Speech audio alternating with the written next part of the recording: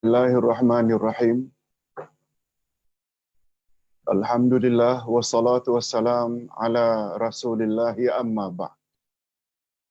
Hadirin dan hadirat serta para pemirsa yang saya hormati, Assalamualaikum warahmatullahi wabarakatuh. Alhamdulillah kita bersyukur kehadirat Allah Azza wa Jalla. Berkat taufiknya kita masih lagi diberi kesempatan untuk mendalami selok-belok agama sesuai dengan nama majlis kita, Majlis Tafaqquh Fid Din. Majlis Tafaqquh Fid Din, iaitu majlis kepahaman agama atau majlis untuk memahami selok-belok agama. Ustaz namakan Majlis Tafaqquh Fid Din ini dengan Al-Furqan. Al-Furqan pula membawa makna pembeza antara yang benar dengan yang salah, yang hak dengan yang batil. Sebabnya Al-Quranul Karim, salah satu namanya adalah Al-Furqan. Sebab bila kita faham Al-Quran, kita dapat membezakan mana yang benar, mana yang salah. Itu sebabnya mengapa Umar Ibn Khattab dipanggil dengan Al-Faruq, karena ilmu agamanya yang sangat mendalam, sehingga dia tahu mana yang benar, mana yang salah. Itu dia maksud Al-Furqan. Jadi majlis Tafaqquh Fid Din, majlis untuk mendalami selok-belok agama, memahami selok-selok agama, sehingga kita mampu membezakan apa yang berlaku dalam masyarakat ini. Mana benar, mana yang salah, kita tahu. Berkat kita dekat dengan Al-Quran dan Sunnah Nabi sallallahu alaihi wasallam. Okey. Pada pagi ini kita berbeza dengan hari-hari sebelumnya, Jumaat dan Sabtu bermula jam 10. Tapi untuk hari Ahad kita mula jam 10.30. Bab akidah. Pembahasan hari ini kita sampai ke rukun iman yang kelima, iaitu iman pada hari akhirat. Iman kepada hari akhirat. Hadirin dan hadirat,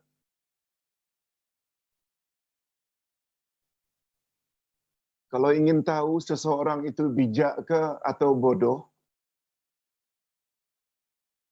pandai ke atau tidak pandai, sangat erat hubungannya dengan sampai di mana keyakinannya dengan hari akhirat. Selain iman kepada Allah, sebabnya kata Nabi sallallahu alaihi wasallam, siapakah dari kalangan orang-orang beriman yang paling panjang akalnya, paling bijak? Nabi bertanya kepada para sahabat, Ayyul mu'minina akyas? Orang beriman manakah yang bijak, yang panjang akal, yang pintar, yang cerdik? Setelah sahabat mengaku tak tahu jawabannya, mereka hanya kata secara sopan, hanya Allah dan Tuanlah yang lebih tahu. Kami tak tahu, tidak jawab. Apa kata Nabi? Ada dua tanda-tanda mukmin, mukminat yang panjang akal, yang bijak. Aktsaruhum zikran lil maut. Mana di antara mereka yang paling banyak ingat kepada mati? Itu satu. Yang kedua, aktsaruhum isti'dadan lima ba'dal maut. Yang kedua, mana orang beriman, laki-laki perempuan yang paling banyak membuat persiapan bekal untuk mereka bawa pada hari kiamat. Lihat, semuanya ada kaitannya dengan hari akhirat. Kematian dipanggil dengan kiamat kecil. Hari berhisab, amal kita akan ditimbang. Tempat menunggu kita di sana hanya dua saja, syurga dan neraka. Sebabnya orang yang panjang akal, mereka senantiasa memperbanyak bekal untuk mereka bawa di akhirat nanti. Okey. Itu sebagai gambaran betapa pentingnya iman kepada hari akhirat. Tinggi macam manapun ilmu seseorang, bila dia orang yang tidak ingat mati, bila dia tidak memperbanyak bekal untuk akhirat, walau ada profesor, walau ada PhD, walau ada master, dia tetap tergolong ke dalam golongan orang yang bodoh, orang yang jahil. Kepahaman agama ini sangat mustahak. Bagaimana kita sebut semalam. Sabda baginda dalam hadis sahih riwayat Imam Bukhari dan Imam Muslim. Man yuridillahu bihi khairan yufaqihu fiddin. Barang siapa yang Allah menginginkan agar orang itu jadi orang baik-baik, niscaya Allah dorong dia suka mendalami selok-belok agama. Tafaqquh fiddin. Tafaqquh fiddin maknanya berusaha senantiasa untuk mendalami selok-belok agama. Okey. Sebagaimana kita sama-sama maklum, rukun iman ada 6. Rukun iman yang kelima adalah iman pada hari akhirat.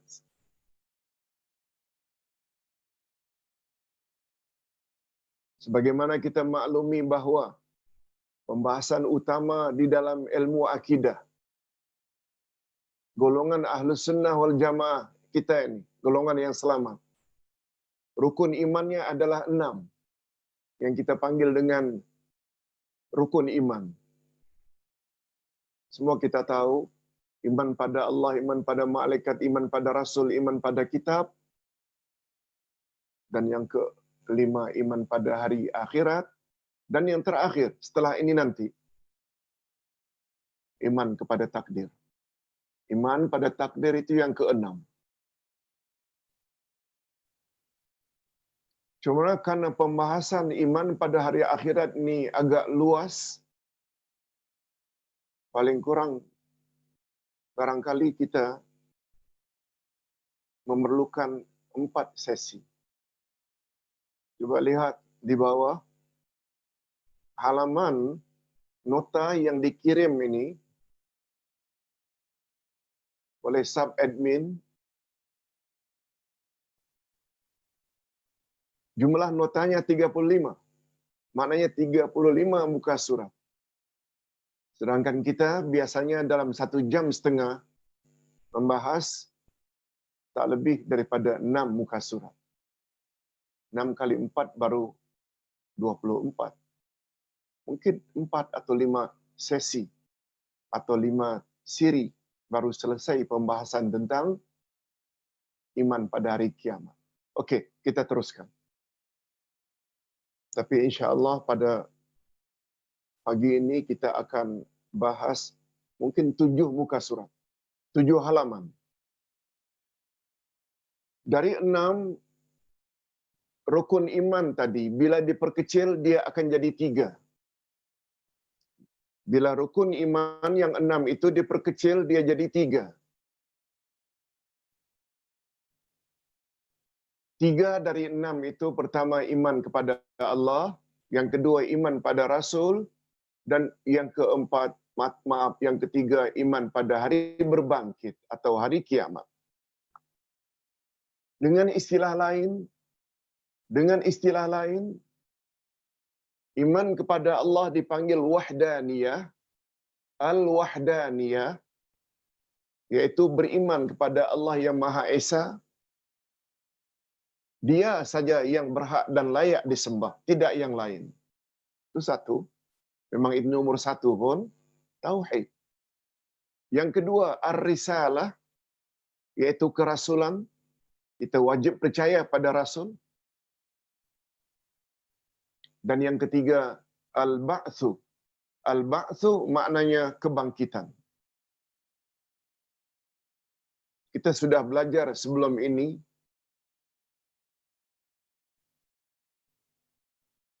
di dalam surat An-Nazi'at. Tiupan sangkakala ada 2, Tiupan yang pertama namanya Ar-Rajifah.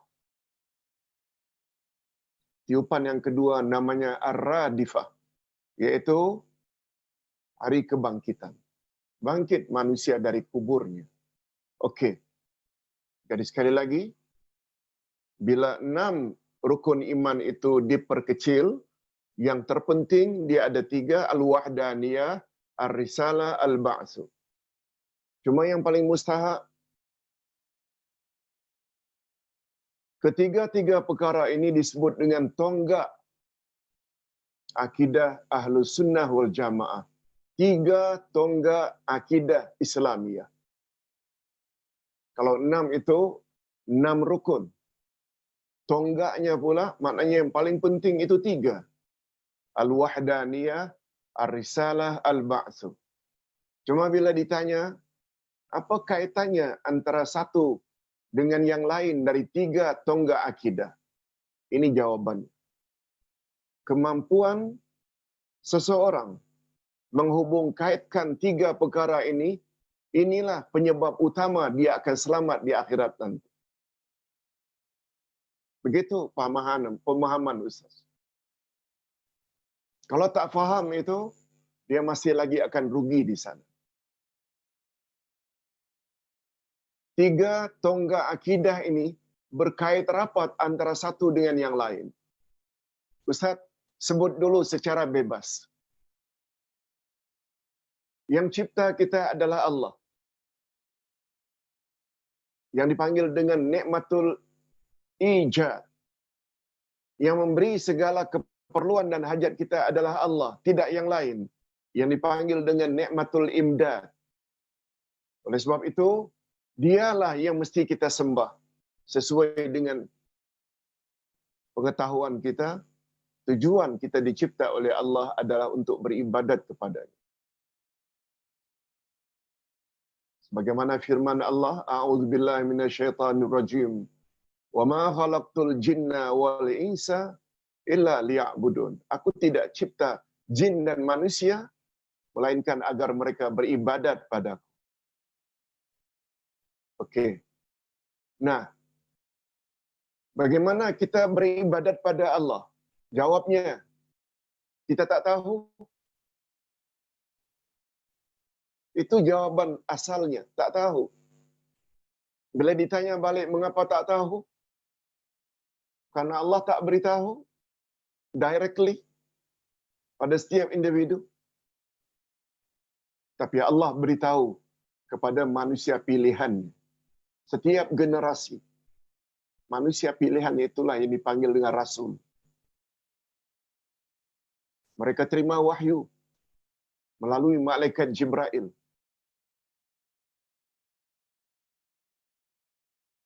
Mereka diajar macam mana cara beribadat. Bagaimana baginda Rasul sallallahu alaihi wasallam setelah Isra dan Mi'raj, datang malaikat Jibril mengajar baginda bagaimana cara salat. Ketika Mi'raj, baginda dapat arahan salat 50 waktu pada asalnya. Kemudian dikurangi menjadi 5. Nabi tak tahu sebab Allah tak beritahu. Begitu sampai di Mekah, kembali dari Isra dan Mi'raj, Allah utus malaikat. Tujuan kedatangan malaikat untuk demo, untuk memperagakan bagaimana cara salat yang Allah maksudkan. Lalu didemo di depan Rasul, macam mana takbir, di mana sepatutnya letak tangan, macam mana rukuk, i'tidal, sujud, apa yang patut dibaca.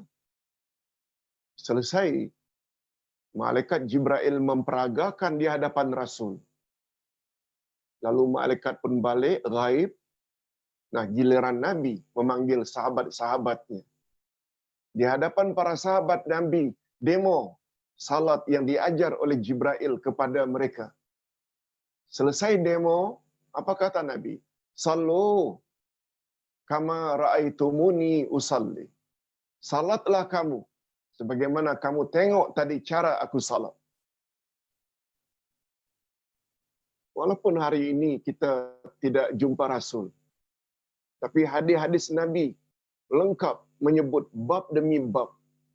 Bab salat, bab uduk, bab takbiratul ihram, bab membaca Al-Fatihah, bab rukuk, bab sujud, bab duduk antara dua sujud, bab salam, lengkap. Telah disusun oleh ulama hadis, dimanfaatkan oleh ulama fiqh, lalu sampailah kepada kita. Oleh sebab itu, beribadat pada Allah impossible. Mustahil akan sempurna bila kita tidak ikut cara ibadat Rasulullah sallallahu alaihi wasallam. Kiaskanlah haji, dari mana kita mesti memakai ihram dan berniat yang dipanggil dengan miqat makani. Tawaf berapa pusingan, sa'i berapa kali mundar-mandir, ukuf di Arafah berapa hari bulan, melontar jamarat berapa batu, sebesar mana batu itu, semua Nabi explain. Beribadat pada Allah hanya sempurna bila mengikuti cara yang diajar oleh Rasulullah sallallahu alaihi wasallam. Nah, timbul pertanyaan, apa kaitannya dengan hari berbangkit, Pak Ustaz? Apa kaitannya? Jawabannya, beribadat pada Allah, ikut cara Rasul sebagai persiapan menghadapi hari berbangkit. Sebab nanti di akhirat, amal kita akan ditimbang. Ada yang diterima, ada yang ditolak. Lebih kurang seperti itu hubung kaitnya. Oleh sebab itu, jika ada orang beribadat pada Allah, tapi fanatik dan ta'assubnya dengan kiai, dengan tuan guru, dengan habib, keterlaluan, sampai hadis-hadis palsu yang diedar pun percaya, tak akanlah Pak Kiai, Tuan Guru, Habib itu salah. Tak mau dengar bila orang kata itu hadisnya dhaif, itu hadisnya palsu. Karena ta'assub. Minta maaf. Orang ini tak faham konsep ini. Mukmin dan mukminat seperti itu tak faham konsep ini. Okey, kita baca. Hubungan antara rukun iman adalah sangat rapat. Lebih-lebih lagi antara tiga tonggak akidah di atas. Al-Wahdaniyah artinya tujuan kita dicipta oleh Allah adalah untuk beribadat hanya kepadanya yang Maha Esa. Ini yang dipanggil dengan Al-Wahdaniyah. Adapun tonggak yang kedua Ar-Risalah. Ibadat atau penghambaan kita kepada Allah hanya akan sempurna jika kita mengikuti ajaran dan bimbingan Rasulullah sallallahu alaihi wasallam. Allah Nabi menyebut, "Man amila amalan laisa alaihi amruna fahuwa rad." Siapa buat amalan tidak ikut cara kami, maka amalnya ditolak. Kalau kita baca hadis-hadis macam ini, ada setengah jemaah tak senang mendengar. Padahal ini hadis Nabi, hadis sahih, riwayat Imam Muslim. Sebab amal diterima, mestilah amal itu selain ikhlas lillahi ta'ala, wahdaniyah,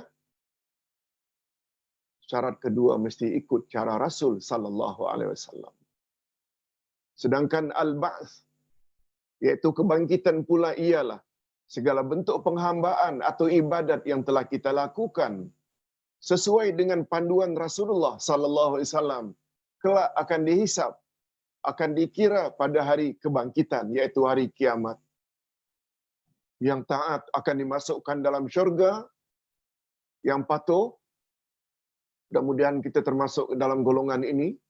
Allahumma ja'alna minhum. Ya Allah, masukkanlah kami ke dalam golongan yang layak memasuki syurga, karena amal ibadat kami diterima oleh Allah karena memenuhi syarat lillahi ta'ala dan cara melaksanakannya ikut cara Rasulullah. Sedangkan yang durhaka, yang tidak mau patuh, dengan ketetapan Allah dan Rasul. Beribadat suka-suka hati. Lebih cenderung kepada ikut nenek moyang. Ingat hadirin dan hadirat, Islam agama ilmu. Agama Allah yang dibawa oleh Rasulullah. Oleh sebab itu referensi, rujukan utama Islam adalah Al-Quran dan Sunnah Nabi sallallahu alaihi wasallam. Oleh sebab itu mereka yang asal-asalan, asal ibadat, tak kira ibadat tersebut itu ikut Rasul atau tidak, mereka akan dihumban ke dalam api neraka karena amal mereka tidak ada value, tidak ada nilai di sisi Allah.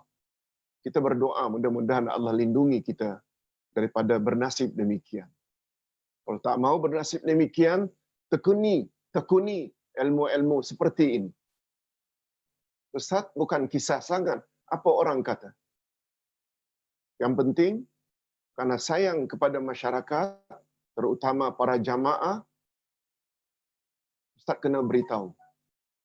Bagi yang mau ikut, Alhamdulillah. Tak mau ikut, nanti akan tanggung sendiri di akhirat. Prinsip Ustaz sama dengan prinsip yang diberitahu oleh Allah kepada Nabi Muhammad sallallahu alaihi wasallam, ayat 29. Dari surat Al-Kahfi. Apa dia? Wa qulil haqqu mir rabbikum faman syaa'a falyu'min wa man syaa'a falyakfur. Katakan hai Muhammad olehmu, kebenaran yang aku bawa itu datangnya dari Tuhanmu, bukan aku reka-reka. Wa qulil haqqu mir rabbikum. Siapa di antara mereka dari kalangan umatmu yang mau memeluk Islam, silakan masuk Islam. Maksudnya siapa yang mau beriman, percaya dengan apa yang kamu sampaikan, silakan beriman. Tapi siapa dari kalangan umatmu yang ingin kufur, ingkar, tak mau dengar cakapmu, Muhammad, biar dia kafir. Jangan sedih. Sebab itu bukan urusan kamu. Prinsip para pendakwah, ustaz, terutama, sama dengan prinsip tersebut. Cuma kita sedihlah bagi yang tidak mau ikut. Ustaz tidak bermaksud ikut cakap ustaz. Itu sebabnya semua yang ustaz cakap ada hujah dan dalil. Kita ikut dalil, bukan ikut ustaz. Kita teruskan. Iman kepada hari akhirat maknanya secara umum. Iman pada hari akhirat maksudnya secara am. Beriman kepada segala yang diberitakan tentangnya oleh Allah di dalam kitabnya Al-Quran dan berita yang disampaikan oleh Rasul sallallahu alaihi wasallam tentang semua perkara yang berlaku sesudah kita mati. Tentang siksaan kubur atau nikmat kubur, itu semua termasuk ke dalam pembahasan hari akhirat. Walaupun alam barzakh itu bukan alam akhirat, tapi alam barzakh atau alam kubur setelah kita mati dipanggil dengan mukaddimah alam akhirat. Mukaddimah alam akhirat, bukan alam akhirat. Itu sebabnya kalau tidak salah semalam ada yang tanya, Ustaz, syurga dan neraka sudah ada penghuni atau belum? Ustaz jawab dengan penuh yakin, syurga dan neraka hari ini belum ada penghuni. Mungkin ada yang tanya, Rasulullah sallallahu alaihi wasallam ketika Isra dan Mi'raj diperlihatkan oleh Allah begitu banyak penghuni neraka. Bukankah itu bermakna neraka begitu juga syurga sudah ada penghuni? Bukan. Allah Subhanahu wa taala boleh saja perlihatkan kepada baginda perkara future yang akan terjadi. Apa hujahnya Ustaz bahawa hari syurga belum ada penghuni? Memasuki syurga mesti meniti siratal mustaqim dulu.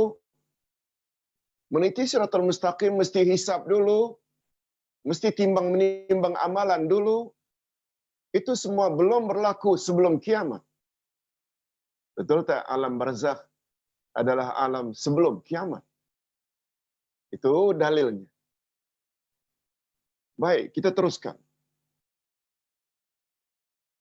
Kita beriman dengan apa yang Allah katakan dalam Al-Quran.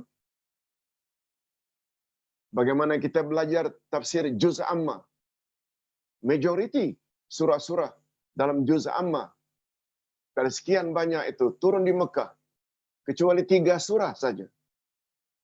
Kita dah belajar dah.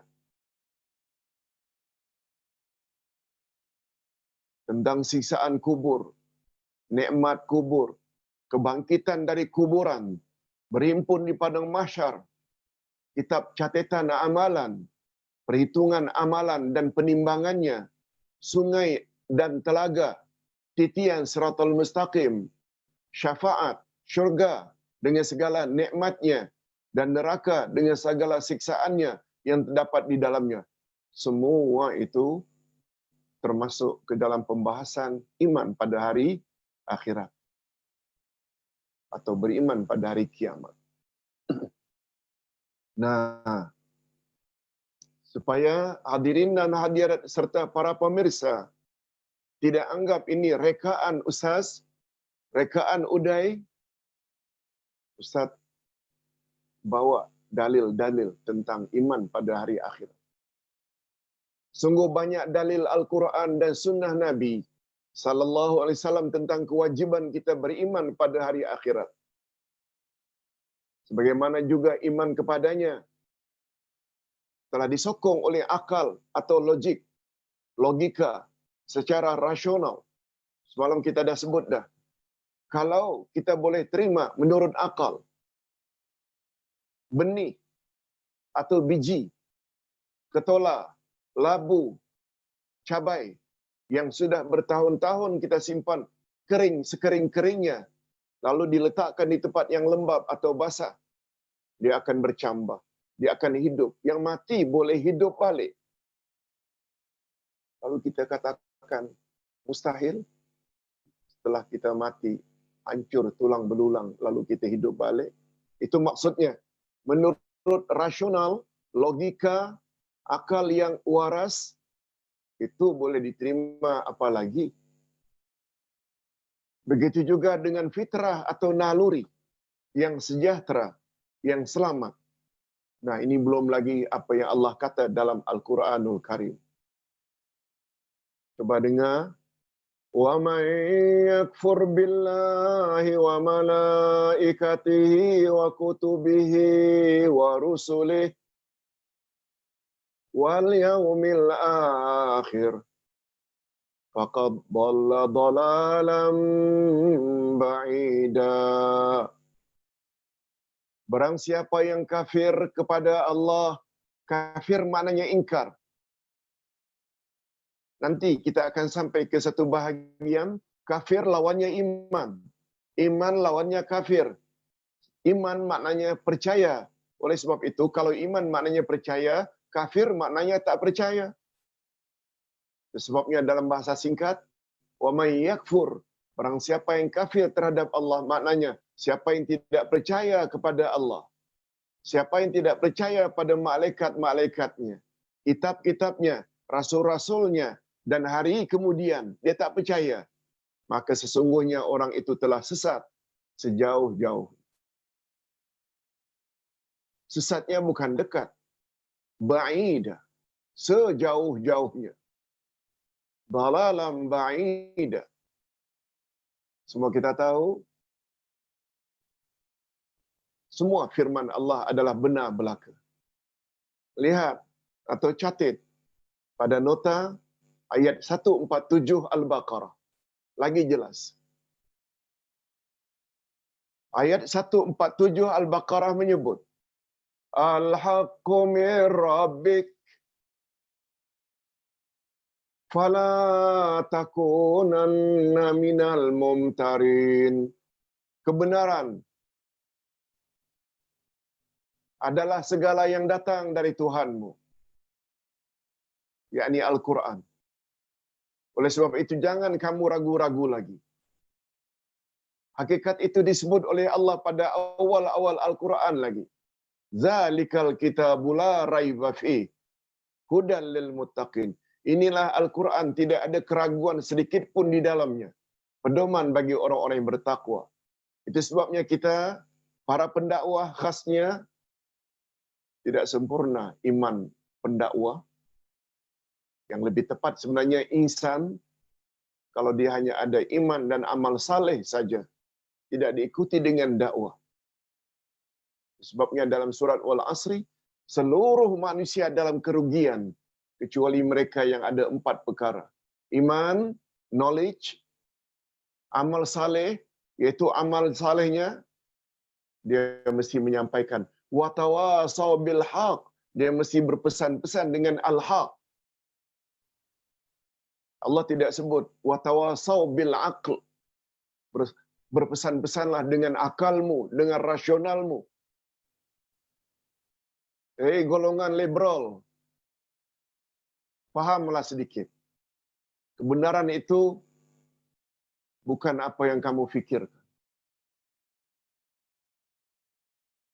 Sehingga LGBT pun, homoseksual, lesbian, dipertahankan demi hak asasi. Semuanya orang-orang yang jahil. Jahil Al-Quran. Kita dicipta oleh Allah. Allah yang Maha Adil, bijaksana, turunkan Al-Quran. Angkat para rasul untuk bimbing manusia. Karena Allah tahu cara berfikir manusia tak semestinya benar. Mungkin benar, mungkin salah. Tapi yang datang daripada Allah, yang datang pada Rasul, ada hadis yang sahih, itu yang wajib kita ikuti. Itu sebabnya kata Nabi, memberi jaminan, aku tinggalkan 2 pedoman untukmu, wahai umat. Selagi kamu berpegang teguh, kamu tidak akan sesat selama-lamanya, yaitu Quran dan Sunnah. Hadirin dan hadirat serta para pemirsa yang saya hormati, bila Ustaz selalu ulang-ulang hadis itu, jangan bosan ya. Jangan jemu mendengar. Sebab itu perkara yang paling mustahak untuk menjamin kebahagiaan kita di alam sana. Sebelum alam ini, kita akan bahagia dengan panduan 2 itu. Yang paling utama nanti, kebahagiaan di akhirat. Sangat tergantung sampai di mana kedekatan kita dengan kalamullah dan kalamur Rasul. Apa sebab?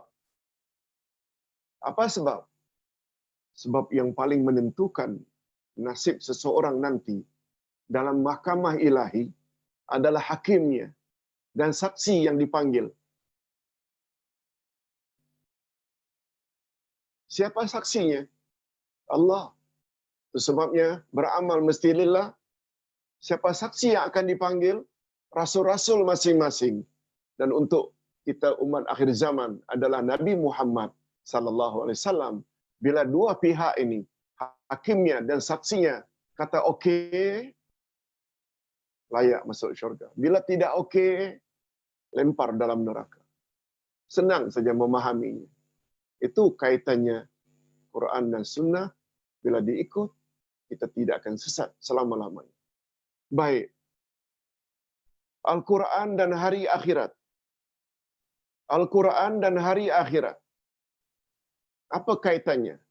Rupanya antara Al-Quran dengan hari akhirat atau hari kiamat sangat erat hubung kaitnya. Coba dengar penjelasannya. Al-Quran banyak memperkatakan tentang hari akhirat. Quran banyak memperkatakan tentang hari akhirat. Dan di antara bukti nyata Al-Quran mengutamakan aspek keyakinan terhadap hari akhirat. Antaranya, Ustaz himpun di sini ada 1, 2, 3. 3 saja. Okey, kita bahas yang 3 ini. Apa hubung kait Al-Quran dengan hari akhirat? Pertama sekali, iman kepada Allah dan hari akhirat. disebut dalam Al-Quran senantiasa bergandengan. Kaedah dalam ilmu tafsir. Ini kaedah dalam ilmu tafsir. Apabila yang menyambung itu menyambung dari perkara yang utama, maka yang menyambung itu juga termasuk yang utama.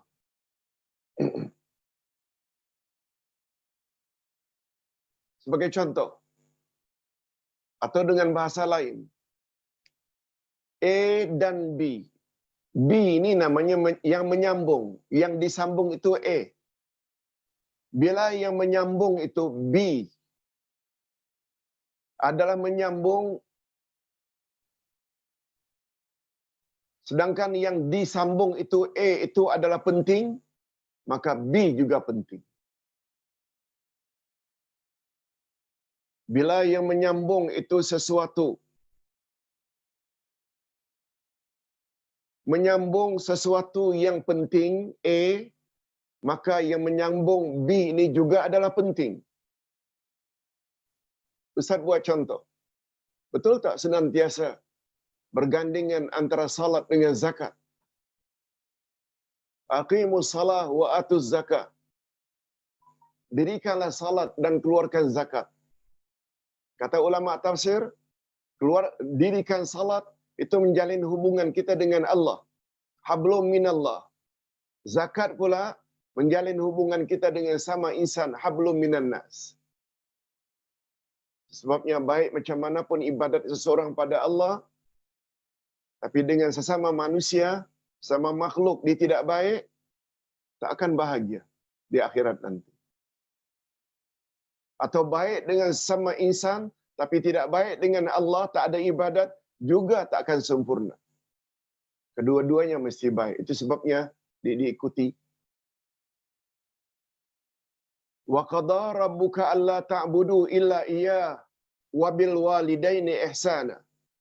Sudah menjadi ketetapan daripada Allah, hendaklah kamu beribadat hanya kepada Allah, dan terhadap kedua ibu bapa hendaklah kamu berbuat ihsan, berbuat baik. Lihat, berbuat ihsan itu kepada ibu bapa disebut mengiringi ibadat kita hanya kepada Allah. Betul tak beribadat kepada Allah adalah sesuatu yang penting? Setelah itu langsung diikuti, hendaklah berbuat ihsan pada ibu bapa. Oleh sebab itu anak-anak, banyak macam mana pun ibadatmu, bila tidak baik dengan mak bapa, jangan harap akan bahagia. Jangan harap. Itu sebabnya kata Nabi, ridallahi ala ridal walidain wa sakhatullahi ala sakhatil walidain, atau kama qala. Rida Allah padamu sangat tergantung sampai di mana rida ibu bapakmu padamu. Murka Allah padamu juga sangat tergantung sampai di mana murka atau marahnya mak bapakmu padamu. Lihat. Okey, kita berbalik kepada ayat. Sebagai contoh, iman kepada Allah senantiasa disebut bergandengan dengan iman pada hari akhirat. Sebagai contoh, coba lihat ayat 62 surat Al-Baqarah. Man amana billahi wal yawmil akhir wa amila salihan falahum ajruhum inda rabbihim wala khawfun alaihim wala hum yahzanun. Barang siapa yang beriman pada Allah dan hari akhirat dan beramal saleh, maka mereka akan menerima pahala dari Tuhan mereka. Tidak ada kekhawatiran terhadap mereka dan tidak pula mereka merasa sedih. Coba lihat.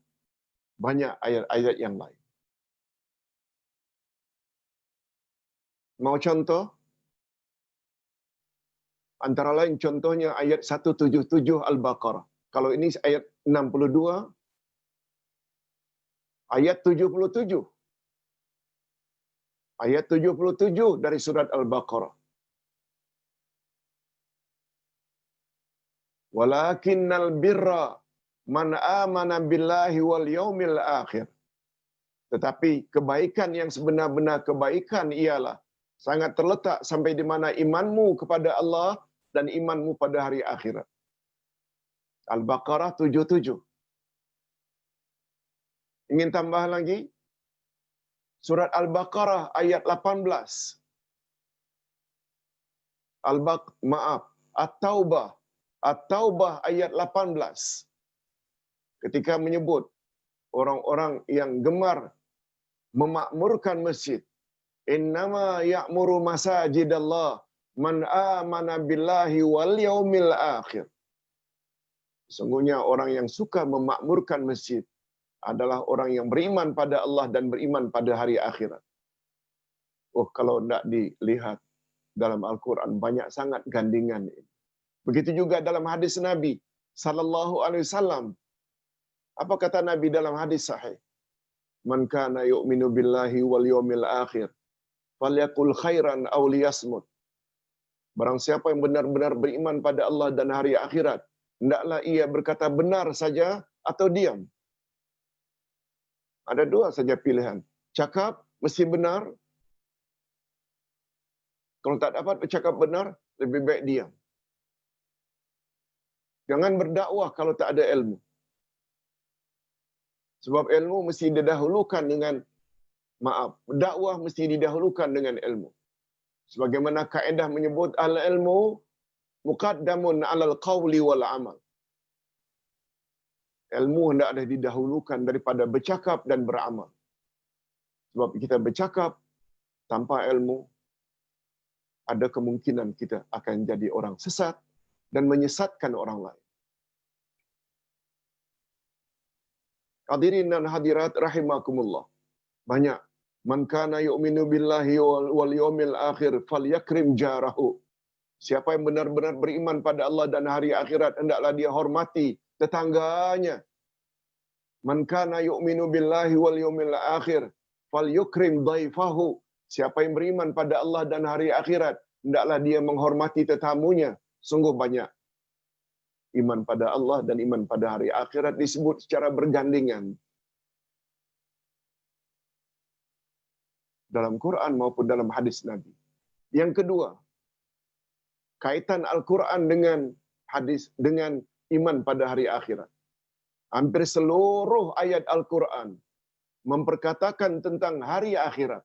Boleh dikatakan seluruh ayat Quran menyebut tentang hari akhirat. Dan huraiannya juga lebih terperinci, melebihi daripada cabang-cabang perkara gaib yang lain. Perkara gaib banyak. Malaikat, jin, dan lain-lain. Roh. Tapi bila compare dengan pembahasan perkara gaib tentang hari akhirat, tentang perkara hari akhirat sangat banyak disebut dalam Al-Quranul Karim. Itu sebabnya, jika ingin memiliki akidah yang betul, kita mesti balik pada Al-Quran. Ini masalahnya yang kita hadapi. Quran kita baca dengan fasih dan lancar tajwidnya, tapi tak berusaha memahami. Kalau tak memahami apa yang kita baca, macam mana hendak membentuk keyakinan? Impossible. Malah Ustaz berani mengatakan, kalau baca Quran, sekedar baca terjemahan di tepi, yang namanya terjemah harfiah, pun belum cukup. Sebab terjemah harfiah tidak boleh digunakan untuk mengeluarkan sesuatu hukum. Kita mesti melalui terjemah ma'nawiyah yang dipanggil dengan tafsir Al-Quranul Karim. Itu sebabnya akidah selalu kita kaitkan dengan Al-Quranul Karim. Itu sebabnya ada satu buku, Ustaz cukup tertarik dengan buku tersebut. Apa judulnya? Khudh aqidataka minal Quran. Ambillah akidahmu dari Al-Quran. Sebab semua perkataan Allah dalam Quran adalah benar belaka. Okey. Yang ketiga, kaitan Al-Quran dengan hari akhirat. Allah Subhanahu Wa Taala menamakan hari akhirat dengan bermacam-macam nama. Masing-masing namanya mengandungi makna yang tersendiri. Di antara nama-nama tersebut, di sini Ustaz akan sebut 21 daripada nama-nama hari akhirat. Kita teruskan. Pertama sekali, ini yang paling popular, Al-Qiyamah. Al-Qiyamah maknanya bangun. Sebagaimana Qiyamul Lail, bangun pada waktu malam. Dia merujuk Al-Qiyamah dengan makna kita akan bangun, bangkit dari kubur. Yang kedua, As-Sa'ah. Hari tersebut adalah saat. Saat maknanya ketika yang sangat dahsyat. Dia terjadi sekelip mata. Sesaat. Namanya yang ketiga, Al-Akhirah. Yang artinya akhir. Waktu itulah bermulanya alam akhirat. Masih ingat barangkali alam yang kita lalui ada 5. Alam roh, alam rahim, alam dunia, alam barzakh, alam kubur, dan alam akhirat. Karena alam inilah alam yang terakhir, kita akan hidup selama-lamanya nanti setelah kita mati atau setelah kiamat. Itu sebabnya dipanggil dengan Yaumul Akhirah.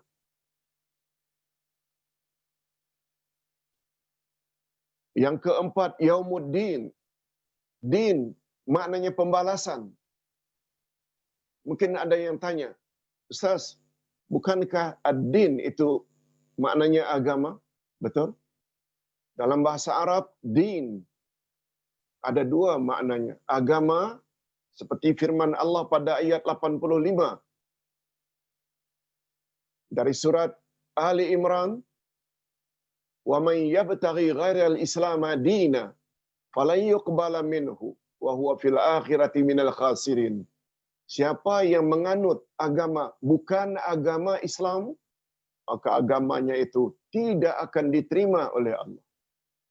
Sebabnya daripada 50 wasiat yang Ustaz sudah tulis untuk Ustaz tinggalkan kepada anak cucu, pertama sekali dari 50 itu pembahasan tentang Islam.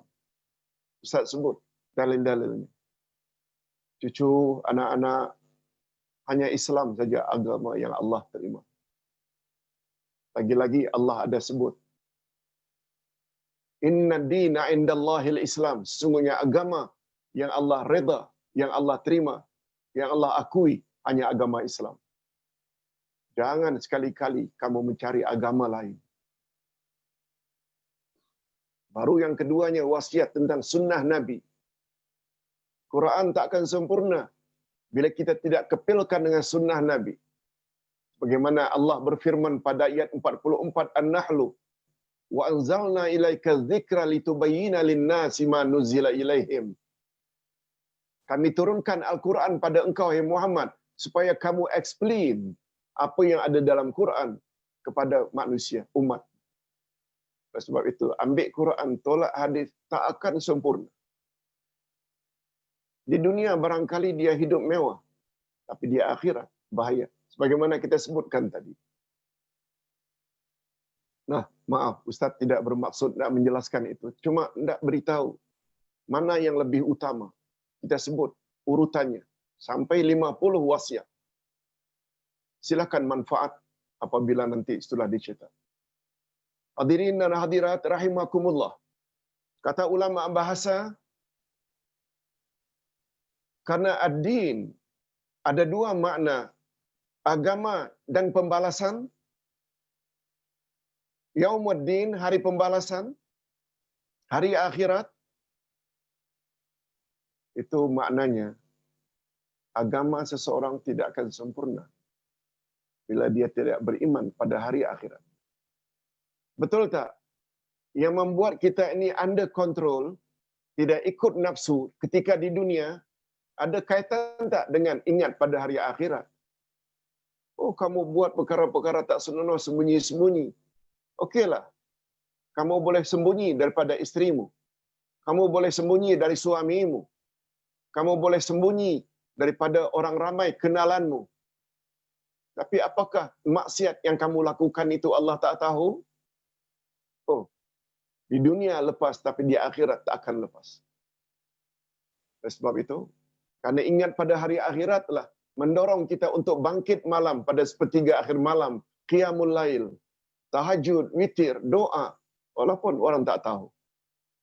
Sebaliknya, ingat pada hari akhirat lah membuat kita tak tergamak buat perkara tak senonoh. Walaupun orang yang kita kenali tidak ada bersama kita. Ya. Ini kaitannya din dengan makna agama, din dengan makna pembalasan. Sangat erat hubung kaitnya. Ingat balasan di sana membuat kita di dunia insya-Allah jadi insan yang under control. Ini belum lihat dari sudut lain lagi. Kalau ad-din tadi ada dua makna, tulisannya sama. Alif lam dal ya nun. Tapi ad-dain, ad-dain pula lain. Kalau dal itu berbaris di bawah, ad-din ada dua makna, agama dan pembalasan. Tapi kalau ad-dain, dal huruf di atas, maknanya hutang. Kata ulama bahasa, ad-dain dikaitkan dengan agama. Rupanya agama ini adalah hutang kita kepada Allah. Hutang kita kepada Allah. Allah yang mencipta kita, nikmatul ijad. Allah yang supply kita, segala keperluan kita. Sebenarnya kita berhutang pada Allah. Oleh sebab itu, kita perlu jaga agama. Patuh Allah, patuh Rasul, itu yang namanya agama, mesti. Itu sebabnya, sudah dicipta oleh Allah dengan sempurna. Allah supply segala keperluan kita. Kalau kita durhaka kepada Allah, itu maknanya kita ada hutang. Hutang itu nanti kita kena bayar di akhirat. Yaitu neraka, azab. Beza dengan orang-orang yang taat pada Allah. Nah, itu dia dari sudut bahasa. Ustaz suka kupas sesuatu itu dengan bahasa. Sebab dia ada kaitan yang sangat erat. Hadirin dan hadirat rahimakumullah. Yaumul hisab, hari pembalasan atau hari perhitungan, hari segala amalan manusia akan dihitung. Yang keenam, Yaumul Fath, hari kemenangan. Kemenangan untuk orang-orang yang beriman. Mudah-mudahan kita termasuk dalam golongan ini. Yaumut Talaq, hari pertemuan. Menemui balasan amal masing-masing. Ustaz, mengapa diartikan Yaumut Talaq itu dengan hari pertemuan? Bukankah talak itu perceraian? Aku talak kamu dengan talak satu. Maknanya pisah.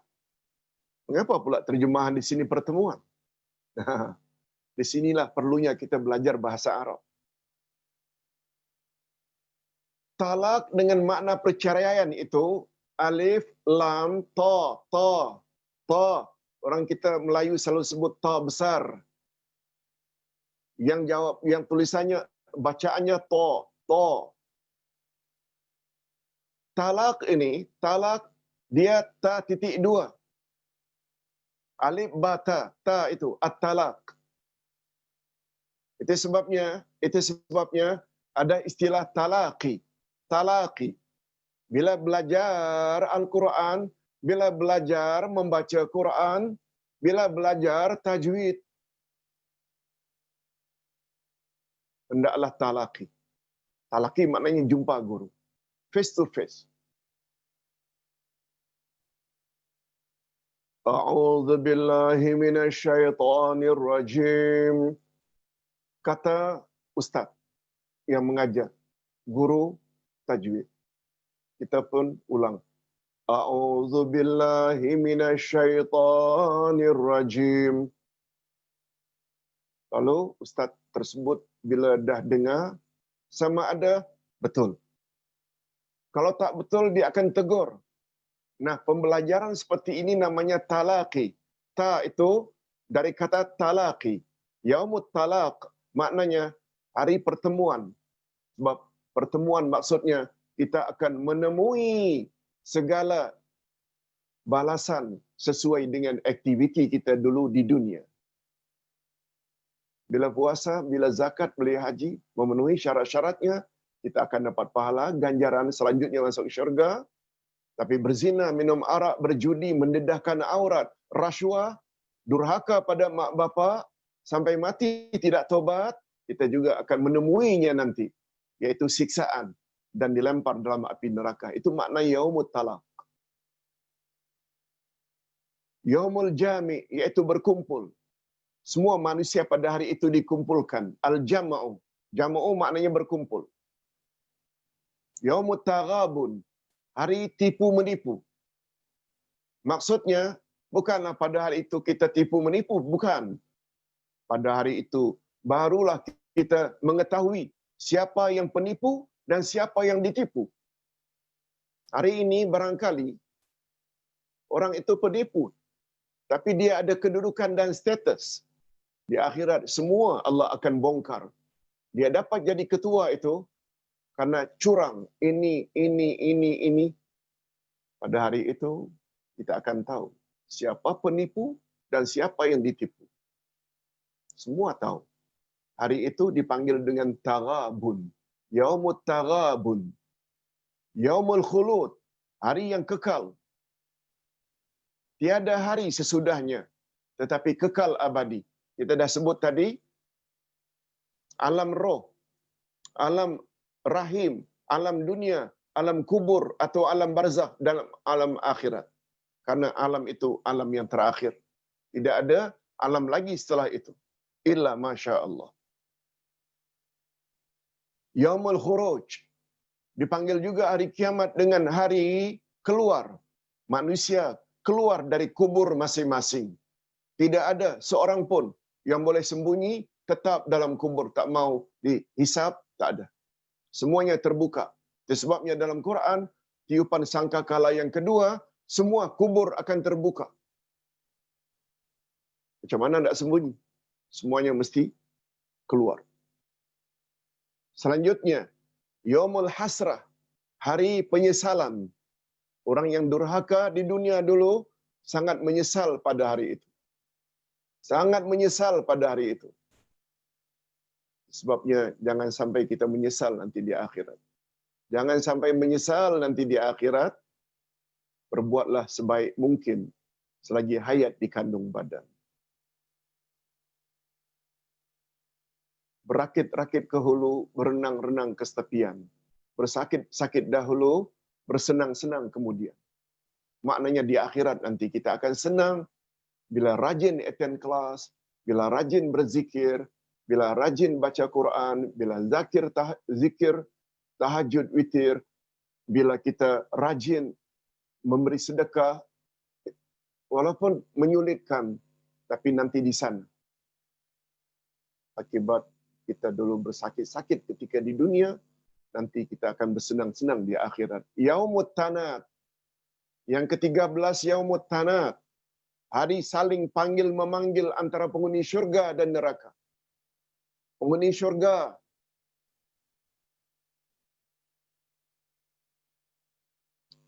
dibenarkan oleh Allah mengadakan hubungan dengan penghuni neraka.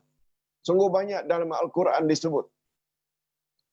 Ma salakakum fi saqar, kata penghuni syurga, apa sebab kamu dilempar oleh Allah dalam neraka saqar? Qalu lam naku minal musallin.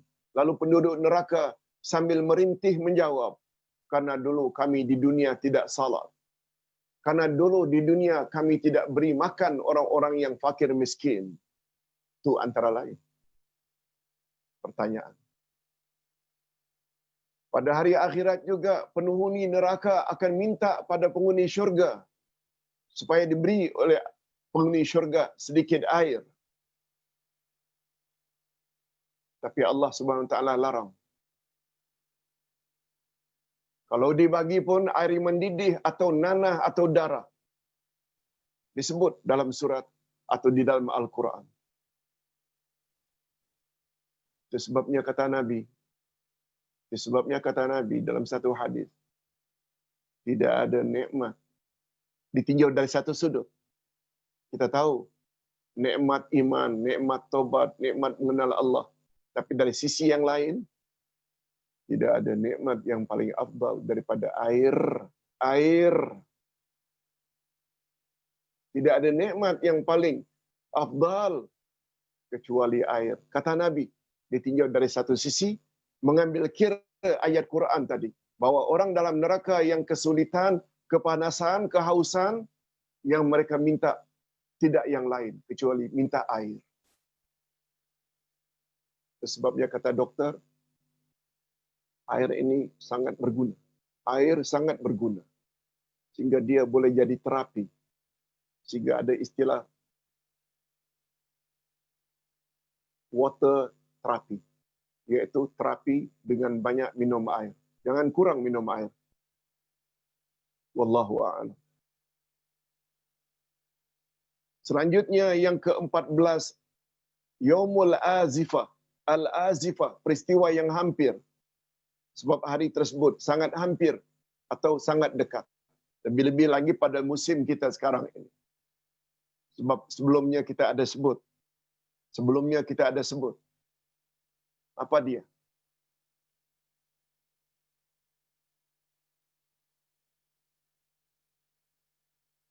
Bukti yang paling utama kiamat sudah dekat adalah dengan diutusnya Rasul yang terakhir.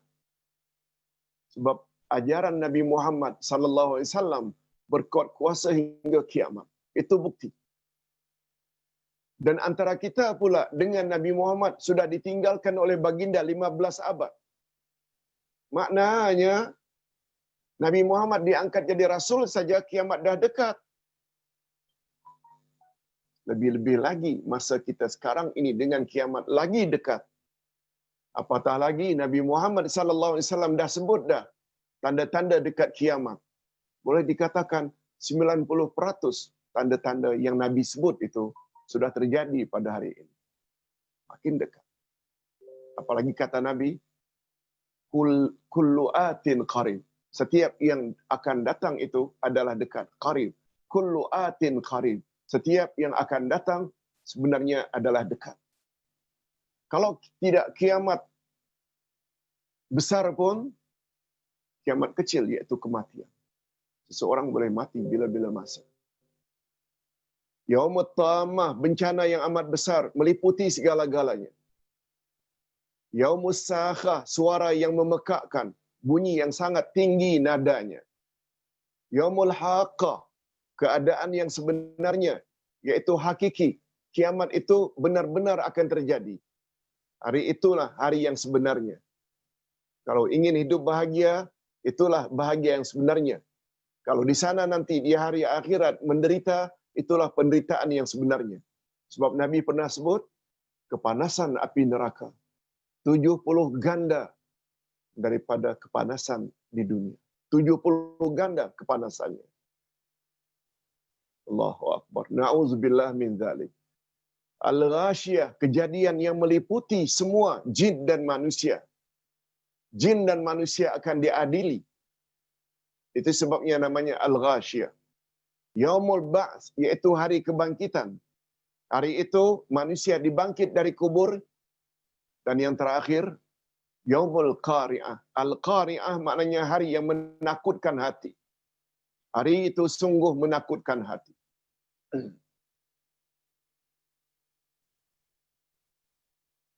Itu sebabnya ada satu kisah. Pada suatu hari Nabi Muhammad sallallahu alaihi wasallam salat berjamaah.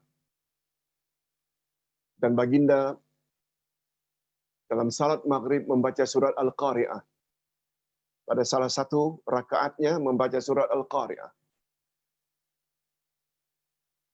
Lalu seorang sahabat begitu mendengar surat Al-Qari'ah, takutnya luar biasa. Lebih-lebih lagi ketika baginda membaca, fa amma man thaqulat mawazinuhu fahuwa fi 'ishatir radiyah. Siapa yang timbangan amal baiknya lebih berat, maka dia akan hidup senang lenang, penuh diredai oleh Allah di akhirat nanti dalam syurga. Wa amma man khaffat mawazinu fa ummuhu hawiyah. Siapa yang timbangan baiknya adalah lebih ringan, yang beratnya ini dosa, maksiat, fa ummuhu hawiyah. Maka tempatnya adalah hawiyah. Wa ma adraka ma hiyah, tahukah awak apa itu hawiyah? Narun hamiyah, api yang bernyala-nyala. Kita pendekkan cerita, sahabat tersebut sangat takut mendengar ayat itu. Karena dia merasa dia banyak buat dosa. Begitu dia balik,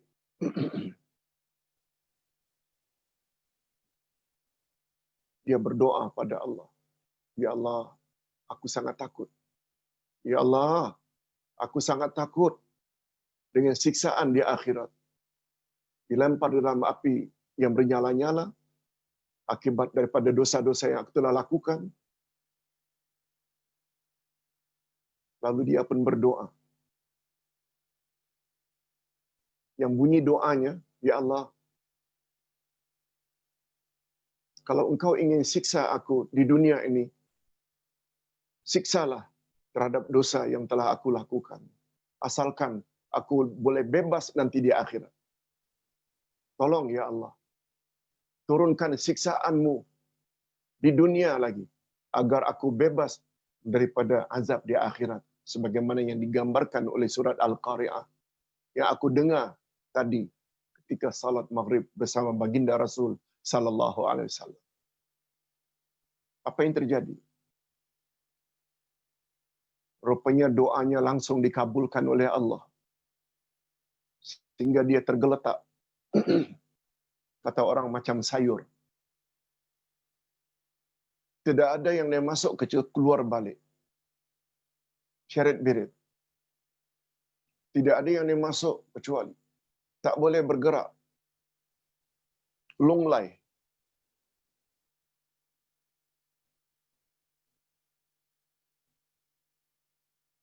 Setelah beberapa hari Rasulullah sallallahu alaihi wasallam tanya kepada jemaah pengajian dalam majlis tafaqquh fid din. Kalau kita boleh gunakan istilah itu. Mana si fulan? Berapa kali aku lihat dia tidak hadir. Dia musafir ke supaya kita doa keselamatannya. Dia sakit ke supaya kita ziarahi dia. Sahabat menjawab, dia sakit ya Rasulullah. Ringkas cerita, baginda Rasul dan para sahabat pun datang menziarahi. Nabi terkejut. Walaupun hanya baru beberapa hari, ya fulan, apa yang telah menimpa kamu? Pucat, kurus, lesu. Keadaanmu tidak seperti ini beberapa hari yang lalu. Apa sebabnya? Lalu dia pun cerita. Pada hari sekian dan sekian saya salat di belakang Tuan dan Tuan baca surah Al-Qari'ah. Setelah mendengar fa amma man khaffat mawazinuhu, siapa yang lebih ringan amal baiknya dia akan disiksa dalam api yang bernyala-nyala. Lalu balik saya langsung memohon pada Allah agar Allah turunkan azab kepada saya asalkan saya boleh bebas daripada azab di akhirat. Lalu rupanya betul-betul diturunkan. Inilah sebagaimana yang Tuhan lihat. Apa kata Nabi? Apa kata Nabi? Coba dengar apa kata Nabi. Bi'sama qulta. Sungguh buruk apa yang kamu ucapkan itu. Dengan bahasa lain, sungguh buruk doa yang kamu panjatkan kepada Allah itu. Mengapa kamu tidak sebut saja doa saja Rabbana atina fid dunya hasanah wa fil akhirati hasanatan wa qina adzabannar. Ya Allah, berilah kami kebaikan di dunia dan kebaikan di akhirat dan hindarkan kami dari azab api neraka. Mengapa kamu tak baca itu? Ayo, sekarang baca. Rabbana atina fid dunya hasanah wa fil akhirati hasanatan wa qina adzabannar. Lalu dia pun baca dan dalam riwayat dikatakan tak semena-mena dia akhirnya dapat duduk dan sihat sebagaimana biasa. Ini Rabbana atina fid dunya hasanah bukan saja doa biasa, dia juga dapat menyembuhkan penyakit. Begitu kisahnya. Maksud Ustaz menyampaikan perkara ini, bahawa takut biar berpada-pada. Mengharap juga hendaklah lebihkan daripada takut. Kalau takut, taubat. Bukan dengan cara minta turunkan bala. Sebagaimana kisah yang kita sebutkan tadi. Hadiri dan hadirat rahimakumullah. Berikut ini, kita akan sambung satu poin lagi. Minta maaf. Ya, iaitu supaya dapat kita selesaikan beberapa siri. Ustaz memang dah cadangkan. Hikmah beriman pada hari akhirat. Apa hikmahnya? Apa falsafahnya? Apa rahasianya? Apa kebaikannya bila beriman pada hari akhirat? Iman kepada hari akhirat dengan segala peristiwa yang akan dilalui di alam tersebut. Seperti berhisab, siksaan dan ganjaran, kemenangan dan kerugian dan lain-lain akan dapat memberi kesan positif pada diri seseorang dalam kehidupannya dan mengandungi beberapa hikmah yang lain. Antaranya, kesan iman pada hari akhirat akan mendorong manusia agar senantiasa menyesuaikan kegiatan dan aktiviti mereka selagi hidup di permukaan bumi dengan ukuran kebenaran dan kebaikan al-khair dan kemaslahatan as-sulh. Al-haq, kebenaran, al-khair, membawa kebaikan, dan as-sulh, kemaslahatan atau perbaikan. Mereka yakin bahawa itu sajalah yang akan menjadi neraca atau ukuran yang menentukan kejayaan mereka di akhirat nanti.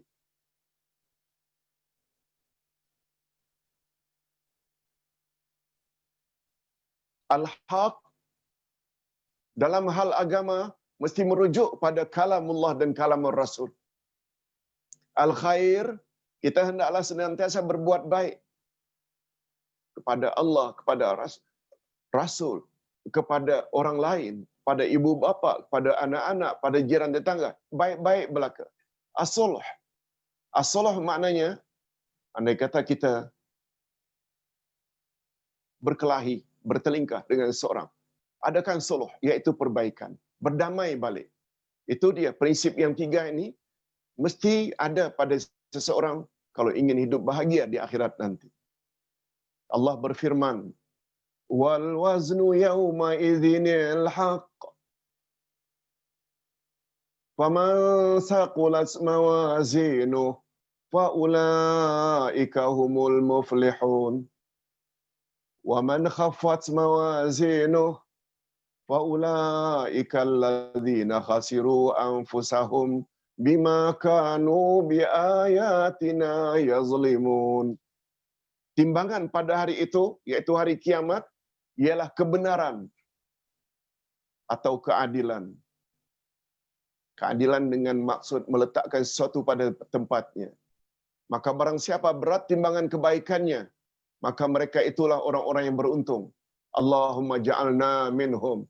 Ya Allah, masukkanlah kami ke dalam golongan yang beruntung ini. Dan siapa yang ringan timbangan kebaikannya, maka itulah orang-orang yang merugi dirinya sendiri, disebabkan mereka selalu mengingkari ayat-ayat kami. Ini dia. Na'udzubillah min zalik. Ya Allah, lindungilah kami daripada menjadi golongan tersebut.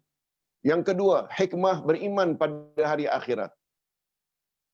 Di antaranya ialah mendorong manusia mempertingkat ketakwaan dan keimanan serta amal saleh. Dan selanjutnya akan menghalang mereka. Keyakinan pada hari akhirat akan menghalang mereka dari melakukan perkara-perkara yang boleh menjerumuskan mereka ke dalam siksaan Allah. Na'udzubillah min dzalik. Beramal tidak ikhlas, riya atau syirik, jauhi. Amalan-amalan bid'ah, beramal tidak ikut cara Nabi, jauhi. Zina, minum arak, rasuah, dedahkan aurat, durhaka pada mak bapak, itu maksudnya jauhi. Sebab itu nanti kita akan temui. Itu sebabnya salah satu daripada 21 nama hari kiamat, Yaumut Talaq. Apa makna talaq? kita akan jumpa balik apa yang kita telah buat di atas muka bumi. Ini firman Allah. Ara'aital ladzi yukadzibu bid-din fadzalikal ladzi yad'ul yatim wa la yahuddu 'ala ta'amil miskin. Tahukah kamu orang yang mendustakan agama? Kita dah sebut tadi, ad-din itu boleh membawa makna agama, juga boleh membawa makna balasan. Tahukah kamu orang yang mendustakan pembalasan juga boleh, mendustakan agama juga boleh? Lalu Allah sendiri yang explain siapa mereka. Itulah, yakni mereka itulah orang-orang yang menghardi anak yatim dan tidak menganjurkan memberi makan orang miskin. Itu mereka akan terima nanti. Surat Al-Ma'un ayat 1 hingga ayat 3.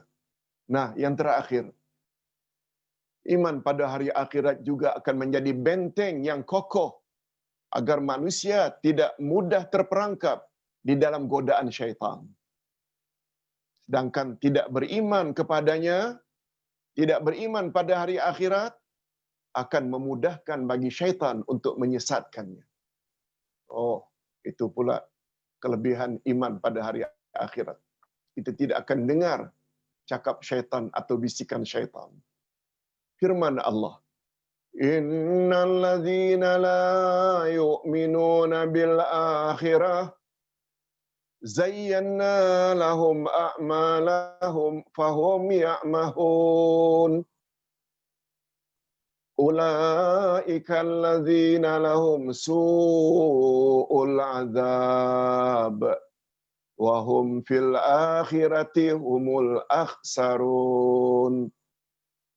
Sesungguhnya orang-orang yang tidak beriman kepada negeri akhirat, tak beriman, tak percaya, kami jadikan mereka memandang indah perbuatan-perbuatan mereka, tipu sana, tipu sini, hidup mewah tapi melalui rasuah.